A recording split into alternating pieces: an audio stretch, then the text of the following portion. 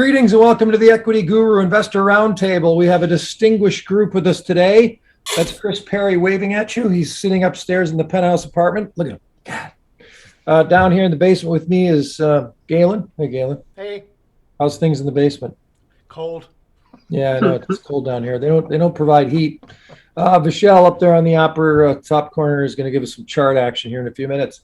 We're talking today about AAZ on the venture exchange. AAZ, it's Azincourt Energy Corporation under CEO Alex Klenman. They're in the uranium business. They might dabble in a few other things, but this is mostly a uranium play in the Athabasca Basin of Saskatchewan and a couple other places. And they do have some recent news. So we're going to throw this at Galen in the basement first to get us started. Awesome. Thanks, Rob. Yeah, as Rob had mentioned, they are a uranium play. They've got a few projects, actually, but their main focus is East Prestion in the Athabasca Basin, where they've partnered up with Sky Harbor Resources to develop a project that they have a 72% interest in right now. It's a fairly, if you're not familiar with the Athabasca Basin, it's got one of the highest grades of uranium within the uranium world, and offers a great opportunity for domestically mined uranium, which at this point is generated primarily by Australia and Kazakhstan, and very little in Canada, and also very little in the United States, although those are very large markets, and will become even larger as the idea of clean energy gets into play here, because yes, solar and wind are in play, but they are intermittent, and nuclear energy seems to be the cleanest and most constant source of energy right now, and will probably provide the foundation rather than just a link to or a partner of, will probably be the basis of the clean energy movement.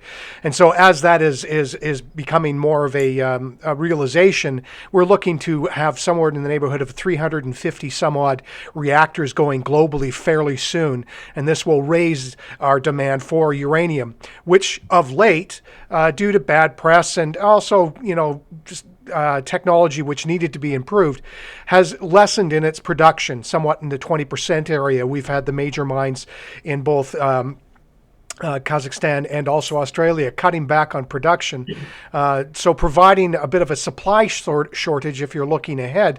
So uranium is seeing a bit of love on the market because it's actually increasing in value.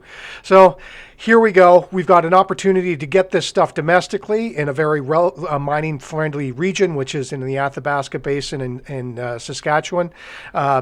On top of that, Azincourt has another property in Hatchet Lake, I should say, which it's working to get a 75% interest in, which is just in the northeast corner of the Athabasca region, like on the margin there, and in a corridor where they have most of the producing, or if not all the producing mines today, in that region. Also, the company has a little bit of a play going in Peru, in Peru's uranium-rich region, and they also have a little bit of lithium that they can tackle down there. But right now, their focus is on East Prestion.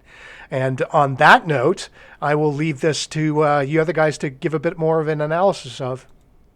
Yeah, Hatchet Lake, that is, looks pretty nice. Like maybe some bass fishing and stuff like that, but also some uranium. So it couldn't possibly go by the name Hatchet Lake and not have some destroyed, murdered teenagers somewhere in its history. Somebody got hatcheted. A little bit of Friday the 13th love. There we go. Well, that's just a fringe benefit. They'll solve some mysteries when they uncover their uranium. When the kids go into the woods to screw. They come out and... Do you know anything about Alex Klenman and these Vancouver, BC boys, Chris? Yeah, he's a serial killer out in Hatchet Lake. Part-time. No, Clement's a good dude. He's been, he's the hardest working man in show business. He's one of these guys that, like, he's always got 3 deals going, one of which will be scratching around 2 or 3 cents that's really worth 10 to 12. And, he just is on the phone all day, every day, making sure that the story gets out. Azincourt it's taken a long time to be an overnight success. If you're into uranium, and you should be if you're into green energy, because it's kind of green energy and a little bit sustainable as compared to many of the ways we get our energy in North America, You'll have seen that uranium markets are kind of flying right now. The sister company to this, Sky Harbor, we've talked about before as being a bit of a gem. Definitely the stock chart has been moving in a northerly direction. If you think that maybe you missed the boat on Sky Harbor, Azincourt is your backup plan, right? It's the dinghy behind the big boat.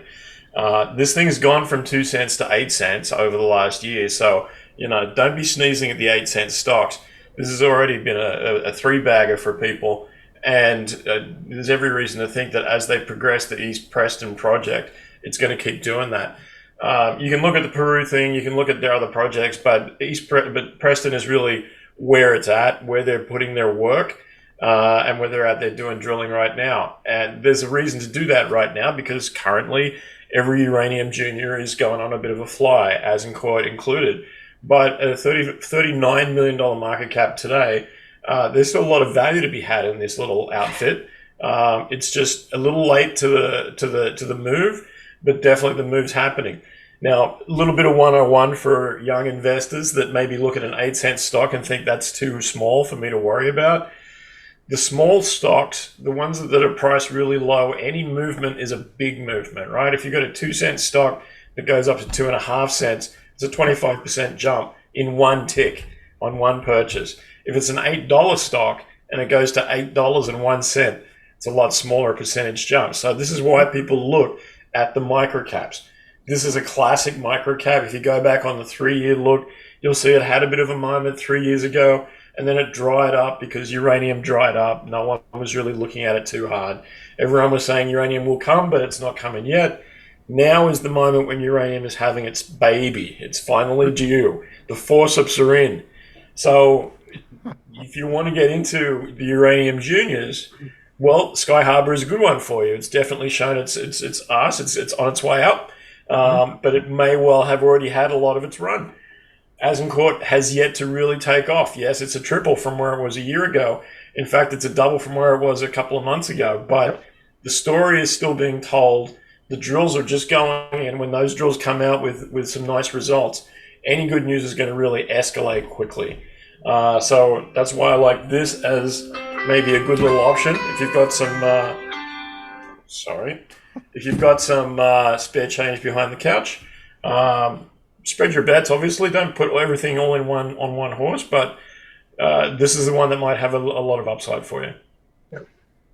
Chart attack man, Vishal, AAZ on the venture exchange. If you're south of the border watching, it would be AAZ. What are they doing? Chris just referenced some of the movement. Yeah, he did. And I want to start from the top, work our way to the bottom. So let's start with uranium. Just as Chris said, big move in uranium this year, right? Previous shows, we've been talking about this monthly chart. Let me go out 25 years so you guys can sort of see that $40 zone here. And I can't really draw any lines or anything on this chart, so you're going to have to make do with this crosshair here. But we talked about this in, I think it was our Sky Harbor show when we broke above $40 here, or we were about to break above $40. I mentioned how it's a very important zone. It used to be a resistance zone, and technical term is a flip zone. Basically, think of it as price ceiling. That's all that really matters, and it's been that way since 2014. And it had some time here in 2010 and also in 2013. We finally broke above the 2014 level, and currently uranium is sitting at 47.60. And as I said, that's technically a breakout, a monthly breakout. So this is a longer time frame, of course, a monthly chart. And as long as uranium is above the $40 zone going forward, it's very supportive and very bullish. And, it's not going to move in a straight line, obviously, right? Whenever breakouts happen, there is going to be a pullback. And I think that's what uranium is seeing right now. We've had, moves in the uranium stocks close to 100% in few of them. If I bring it down now to the daily, and this is going to make more sense when we look at the chart of Azincourt, and also I'm going to show you one other uranium chart. But as you can see, uranium now is basically just bouncing off a triangle here. So, I can't really draw that here, but I'll show you guys the play in a few other charts. But we're just bouncing now between $51 and, as I mentioned, that $40 zone. And we're just waiting for a breakout, right? So ideally, if we pull back to 40, I'm not one that gets worried on that. I think that's a normal technical pullback, as we mentioned, as long as the monthly candle closes. But really, you want to see that push above 50 or $51. And in terms of uranium, we talked about the supply and demand issue. We talked about green energy going forward. Even Bill Gates is really bullish on nuclear energy. He's been saying that's the way to fight the climate crisis. And I think recent news, he's building a first nuclear reactor now in Wyoming. So this came out 5 days ago. But you can read about how bullish Bill Gates is on uranium. But I want to also now show you guys the Sprott Physical Uranium Fund. This is a good way, I think, to track the price of physical uranium if you don't want to look at the commodity chart here. U.UN on the Canadian exchange, and there's a lot of people claiming that uranium prices were moving because of the purchases Sprott was doing. Again, I don't really know about that. You guys can do your research if you believe that's the case, or if you think it's a supply and demand issue and a longer term macro play. But same thing. This is the triangle pattern that I wanted to show you guys, that you can sort of see the skeleton here. But I can draw the lines here, and basically that's what uranium is doing. So after a big push, uranium is now just consolidating, which takes us to Azincourt. And as Chris mentioned, big move. The stock is still up 77% year to date. And just recently, actually, from the middle of August to the beginning of September, the stock was up 141% when it went from 4 cents, hit highs of around 11.5 cents in basically less than a month. Since then, we've just been consolidating, no surprise, just like all the other uranium stocks. And I think from here now, we're just going to wait to see if we can get a break above these top levels here for a continuation, or if we do pull back a bit lower, there's big support at 5 cents. And I think that's a very attractive zone, actually, to pick up some shares if we do see that pullback to 5 cents. I think there will be a lot of buyers around there. And as Chris mentioned, the market cap is 38 million. So when we get 5 cents, I think if we do get to 5 cents, it will look a bit more attractive. And that move to 5 cents could possibly happen if uranium does not break out of this triangle and does pull back to $40. So just in summary, I'm still bullish on uranium, be it supply and demand, be it green energy, or be it maybe even the inflation trade, right, with commodities doing well. As long as uranium's above $40, I think a lot of these explorers and miners will have another move, and I don't think the uranium move is over just yet. But as you guys can see, we're just consolidating in a triangle on all these uranium charts, and we're just waiting for the next momentum move, and hopefully it's to the upside. Very interesting opportunity here and decision making for Azincourt Energy Corp, AAZ, on the Venture Exchange. Their little slogan is, "We're in the business of discovery." So you're first, Galen. $7,500 in the kitty. Do you wait till it drops to 5 or 6, or do you dabble? Well, right now it's a bit of a dance going on. Now they just had some news, and there's a potential catalyst coming up. They had to shut down their winter program last year, I guess you could say, because of it warming up so quickly and them having to get the hell out of there. But now we're into another season, and they're going to get going hard on their drill. So they could come up with some really neat and prospective results, which will really help them push forward and development and all that kind of lovely stuff. So there's a good possibility. I am going to put, because I want to sit on the fence, I'm going to put 3,500 down. I want to wait to see whether it goes south or goes north. Goes north, I'm throwing the rest of it in because it's a real cheap stock. What the hell? And we'll see what happens coming into the new year. But right now I want to see, as Vishal had stated, where uranium is going to head and how this company is going to react to that sales price. So, yeah, 3,500 for me, man. Christopher?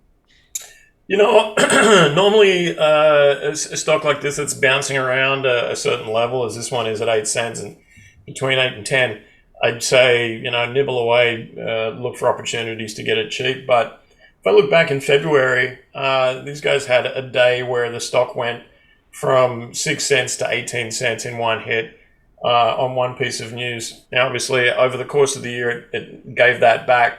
But when you can move 80 million shares in one day, there are some people paying attention to your stock. So I would say right now, 8 cents is a pretty good opportunity to buy in. Of your 7.5, I'd say I'd go about 4, maybe 5. And if it drops down to 7 and 6, I'd put the rest. Very nice. The Shalifer? Mine's similar to Chris. I would be putting in around, I think, 2,500 here. If I get that pullback, I would put in the rest at 5 cents. But other than that, I would wait for that break. And again, I want to stress I'm bullish like the overall uranium sector. So I'm not saying it's going to happen right away, but I think as a maybe a medium to longer term hold, I think this will all the uranium explorers will deliver. Like the technical setups here, they have a good project. They're in the right region, and they have cash as well. And as Galen just mentioned, they do have a catalyst in drill results coming. So I think this is a good bet. Yeah, I should also add to mine that cash position is interesting because they did raise $8 million at 7.5 cents. So 8 cents is where the smart money is basically sitting there. And if people are prepared to put $8 million down at 7.5, I think probably 5K at 8 is not such a bad deal. All right. Pretty simple, Simon. Nothing too radical. No huge discrepancies. Everybody's kind of in the same ballpark as we talk about Azincourt Energy Corporation. It is AAZ on the Venture Exchange in Canada, and it is working the uranium business, and they're headquartered out of Vancouver, British Columbia, under Alex Klenman, the CEO. We ask that you do your own research, your own homework. You take what we tell you, but you add to it or modify it or do what you must do, but we cannot guarantee results, nor can past performance guarantee future results. So please do your own homework and research before you invest. That is it. We look forward to chatting with you on the next bunch of Equity Guru Investor Roundtables. We'll see you next time.